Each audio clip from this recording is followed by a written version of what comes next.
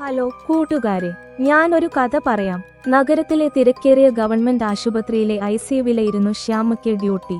വെളുത്ത യൂണിഫോമും മുഖത്തെ ശാന്തതയും ശ്യാമയുടെ അടയാളമായിരുന്നു. ഒരു മഴയുള്ള രാത്രിയിലാണ് ബൈക്ക് അപകടത്തിൽപ്പെട്ട് ഒരു യുവാവിനെ ഐസിയുവിലേക്ക് കൊണ്ടുവന്നത്. അവന് ബോധമില്ലായിരുന്നു. ശ്യാമ ആകാശ് എന്നെഴുതിയ ഫയൽ കയ്യിലേക്കെടുത്തു. പിന്നീട് ആകാശിന്റെ മുഖത്തേക്കൊന്ന് നോക്കി. പിന്നീടുള്ള ദിവസങ്ങളിൽ ആകാശിന്റെ ചികിത്സയിൽ ശ്യാമ ഒപ്പമുണ്ടായിരുന്നു. പതുക്കെ ആകാശ് ജീവിതത്തിലേക്ക് മടങ്ങിവന്നു. കണ്ണു തുറന്നപ്പോൾ അവൻ ആദ്യം കണ്ടത് ശ്യാമയുടെ കണ്ണുകളിലെ ആശ്വാസമായിരുന്നു. പൂർണ്ണമായി ബോധം തെളിഞ്ഞ ദിവസം അവൻ അവളോട് ചോദിച്ചു, "ഞാൻ എവിടെയാണ്?" ശ്യാമ ഒന്നു പുഞ്ചിരിച്ചു, "നിങ്ങൾ സുരക്ഷിതനാണ്." പിന്നീടുള്ള ദിവസങ്ങളിൽ അവർക്കിടയിൽ ഒരു പ്രത്യേക സൗഹൃദം വളർന്നു. ആകാശ് ഒരു ഫോട്ടോഗ്രാഫർ ആയിരുന്നു. താൻ കണ്ട ലോകത്തെക്കുറിച്ചും പകർത്തിയ ചിത്രങ്ങളെക്കുറിച്ചും അവൻ അവളോട് സംസാരിച്ചു. ശ്യാമയാകട്ടെ തന്റെ ആശുപത്രി ജീവിതത്തിലെ നോവുന്ന കഥകളും.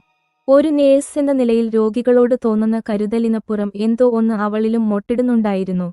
പക്ഷേ തന്റെ ജോലിയിലെ ഉത്തരവാദിത്തം അവൾ മറന്നില്ല. ആകാശ് പൂർണ്ണമായി സുഖം പ്രാപിച്ചു. ഡിസ്ചാർജ് ദിവസം പോകാൻ നേരം അവൻ ശ്യാമയെ നോക്കി ഒരു ചെറിയ കവർ നീട്ടി, ഒന്നു പുഞ്ചിരിച്ചു. "ഇത് തനിക്കുള്ളതാണ്." അവൻ പോയിക്കഴിഞ്ഞ് ശ്യാമ ആ കവർ തുറന്നു നോക്കി.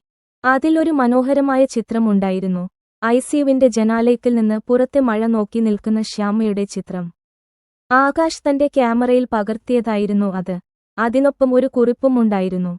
"മറ്റുള്ളവരുടെ മുറിവുകൾ ഉണക്കുന്ന തനിക്ക് എന്റെ സമ്മാനം. വീണ്ടും കാണാം." ശ്യാമയുടെ മുഖത്ത് മനോഹരമായ ഒരു പുഞ്ചിരി വിരിഞ്ഞു.